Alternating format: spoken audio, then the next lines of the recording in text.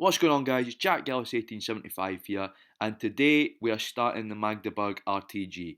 So you guys voted for Magdeburg on Instagram. It was close between Magdeburg and Hallescher FC, but you picked Magdeburg, which I'm glad about. Massively historical side. We'll talk about that later on in the video. But if you guys know how RTGs work, then you'll know I will not be stopping until I win the Bundesliga with Magdeburg. And there's going to be a little bit of an aspect of also wanting maybe win a European trophy with Magdeburg somewhere down the line in this RTG as well. Because, well, I'll explain this later on in the video as to why. But this video is just going to be a bit of an introduction, a bit of a history lesson on Magdeburg as a team so we can really get to know Magdeburg as a team. Because you guys picked them, so why don't we get to know them? Really get to know Magdeburg as a team, explain some of their historical background, explain how they've not been too good recently, and then we'll jump into the game, look at the squad report, see how the players are getting on, see what sort of players we have, maybe make a few transfers. I won't actually be playing a game today, that'll be for the next episode. And how this is going to work is I'll be playing some games on camera, some games off, just to sort of speed the season up. So I'll only be playing big games like derbies, so we've got Hansa Rostock or Halle, or derbies for Magdeburg, or massive games like Bayern 2 or Duisburg or big teams in the division. And then we'll playing some of the more sort of minor games off camera. And I'll also be playing any cup games that there may be on camera as well. So that's that. So I'm trying to get these out once a week. I'm going to try and bang at least one out a week. Maybe they'll be twice a week. It just depends because obviously I've got other stuff going on as well. So now that that's me explaining the sort of rules of how we're going to do this, we're going to jump in and give a little bit of a history lesson about Magdeburg now. So Magdeburg were founded in 1965 as SG Motor Magdeburg in East Germany. And Magdeburg soon became one of East Germany's sort of more successful teams. They're part of the Big Five in East Germany. There's a Big Five in East Germany. Magdeburg were firmly part of that. And they spent almost all of the East German period in the Oberliga, which is like the East German Premier League, the East German top flight. And they were quite successful in that. They won a few titles, but they were the record holders of the East German Cup, the FDGB Pokal. And they were very successful in that, record holders. And Magdeburg's sort of biggest success era in the GDR, East Germany, was the 70s. They won a title and 3 cups in the 70s, and they won the Cup Winners' Cup, beating AC Milan 2-0 in the final, making them the only East German team ever to win a European trophy, which is why I want to get a bit of European success with Magdeburg as well, and obviously win a few DFB Pokals somewhere down the line because they were the record East German Cup holders. So they were, like I was saying, massive force in East German football, and they were one of East Germany's talent factories.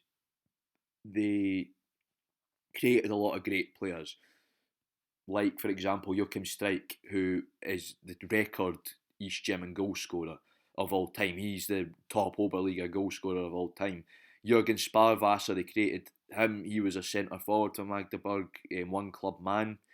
And he scored that famous goal in Hamburg in 1974 when East Germany beat West Germany 1-0.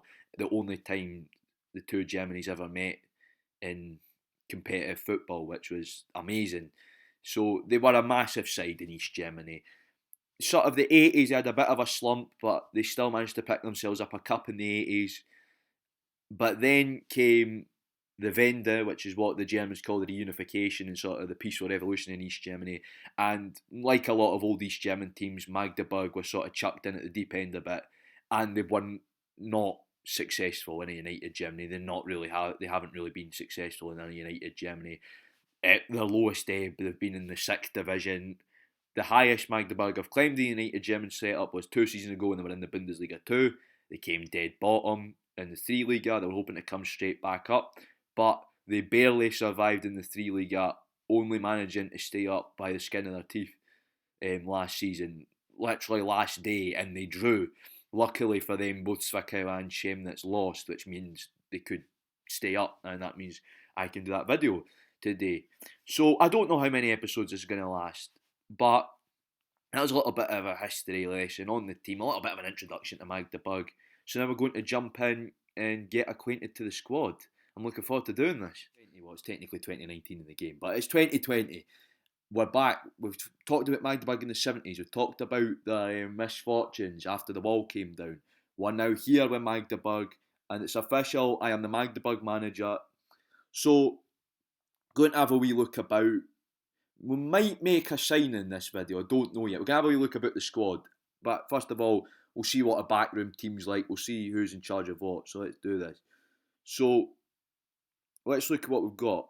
I'm head of youth development now. What I'm going to do is hand it over because we've actually this is really good. We've got Osterland, who is a youth coach. The Magdeburg 2 manager is Rennie Reno, which is good. Our chief scout is Lance, who I think is a silver, because I had a wee look around the staff members on one of these football manager sites. I think we'll give control of the friendly matches over to the assistant. The assistant can assign the squad numbers. So there we go. That's sort of because the friendlies are literally pointless. After I've had a wee look around the squad, we'll then jump in and see what actually games I got as friendlies and then how we're going to start the season. So that's me reshuffled the backroom staff. We have to start the 3 Liga gently. So let's see our games. We've got Yane at home. I'm going to play that. I think we might get 2 games in one video because we've got next episode, because we've got Yane at home and Duisburg away. And then on to Hacking at home. So that's a decent start to the season. Jena are expected to get relegated. I think, let's have a wee look at Jena. I'm sure they're expected to get relegated. I don't know where it tells you the media prediction on the mobile version. No, okay, that's fine. It doesn't tell you if Jena are going to get relegated or not. But the media prediction on the only reason I'm doing it on my phone is because it's easier with recording and everything. The computer version's been really weird. So Jena are expected to get relegated, so we should get the win. Now the board want us to get mid-table, which is good. I'm going to keep that because it'll be obviously a safety net if we don't get promoted. I can't just go in and say we're going to win promotion and then annoy the board. So we'll have mid-table as our basic expectation there. Obviously, I want to try it to be a one-season job, the promotion.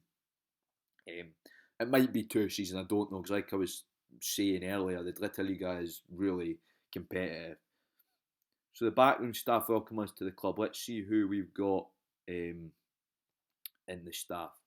So I was right about Osterland. He does have a silver badge. Also, Bernd Pfeiffer is got a silver badge as well. And then we've got 1 physio. That shouldn't be too bad. This is actually better than I was expecting for a third division club in terms of staff. I don't really want any more staff. I think, for a third division club, that's great. Obviously, when we get to the Bundesliga 2, we're going to have to evaluate that. So backroom staff have welcomed us to the club. And they want us to look at hiring another coach. In fact, I will do that now. So right, we've got Reno, the assistant, has got us the team report sorted. So this is the most important part, obviously. Right, this is great. This is a good start. I've got more positives than negatives. We've not got too many negatives, which is good. The players have got a good morale. We've got a lot of technically gifted players. There's a great deal of creativity. Squad tends to make the right decisions in key moments, and we're operating under the wage bill, which is brilliant. So financially and sort of in terms of players are sound, which I thought, because Magdeburg kept a lot of the squad they got relegated with, which was it's not a good Bundesliga 2 squad, obviously, but it's a good 3 Liga squad. But the only problem is not too much leadership. The squad's lacking depth in a number of key areas, and there's limited transfer funds, which I think 573k, which is not the best amount of money. Friendlies wise, we've got RB Leipzig, Heidenheim, Würzburg. Should beat Heidenheim, should draw Heidenheim maybe, because they're in the Bundesliga 2, beat Würzburg, and then draw against RB Leipzig. Now, the scouts come back with potential players to sign. They want this goalkeeper, looks decent. Elias, as well, is a Brazilian midfielder. He's 34, but sort of central midfield. They can also play defensive midfield. That's decent. Now, what I'm going to do is actually look at depth a minute here. We've not too bad. Goalkeeper wise, we've got Blunts, who seems to be a main goalkeeper, and then Behrens isn't too bad in terms of a backup keeper. I know he's only 2 stars, but we'll only really need to use him if Blunts gets injured. This is the one that's worrying me. We've not got a lot of quality options at fullback or wing back either. Centre backs, we're not too bad there. We've got a few 1 stars, 2 stars. I think a few of them are grey players, which aren't good. Obviously, looking to Magdeburg too as well. If we have a wee look at the second team, they're nearly all grey players apart from him, who I'm not too sure about. He looks decent, but at the same time, I'm not too sure about. So we've only got a few actually real players and grey players in the reserves, which is a problem. So in the cup, I don't know who we've drawn yet. I'll have a look. So in the cup, if I can find us, we have ended up against Schalke. So we're going to probably get knobbed in the cup, but that doesn't matter. So squad-wise, looking into this, we've actually got a decent start here now. A few of these players I've worked with before on other career modes and are really decent. Marcel Costley is one of the ones that is a really decent player. If you look at him, really good midfielder. I think I'm actually going to put him in instead of Mushel. What I'd rather do is obviously have an attacking midfielder. So if we maybe set up like that, obviously Glazio is an advanced playmaker. So this is how I basically set up. Obviously, I'll be doing a lot of the tactical stuff and sort of tweaking it off screen. But so far, so good, I'd say. We've got a few difficult friendlies. You'll see how we got on with those in the next episode. And apart from that, we're looking decent. We've got a few good players. Like, what I'm going to do is look at the scouting review. I think Elias, we're going to... Hoban's decent as well. Tommy Hoban's decent as well. I want to be realistic with the signings, but if they're on a free, they're on a free. You know, anybody could pick them up. Jedinak's actually available on a free. Milosevic, he looks decent. I don't like his signing on fee, to be honest. Right, we've got him on a free because I like him. The other thing is Viavano as well. Right, we're gonna have to offer him a bit more, I think, so he swallow the pill if he's right. So just because these came recommended by the head scout, I think we'll just get them signed up. So we've got him on a free transfer,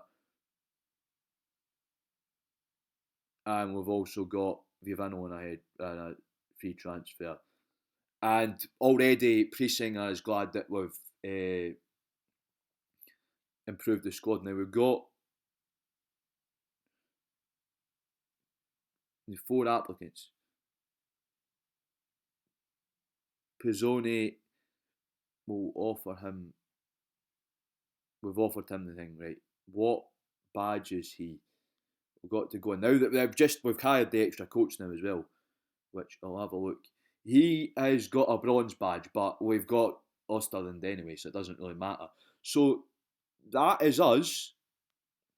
For now, we've got the squad set up. Obviously, I'm going to make... Where is he? Viavino the main goalkeeper, because obviously he's a 4-star keeper.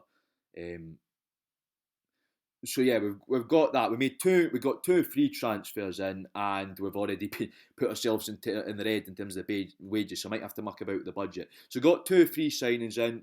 We got introduced to the squad. Now I think this is a decent squad. We're expected to get mid-table. Got a few friendlies. I'll tell you how we got on with those, and then in the next episode we'll play the Jena game and the Duisburg game. Then maybe wait a while and play Schalke in the Pokal in the 3rd episode. So you guys know the drill. If you like this, give the video a like. If you haven't subscribed and you're diving along for the first time, subscribe. Hope this was okay. Just a wee introduction to the team. We know what we've got to do. And I will see you all next time, guys. Jack out.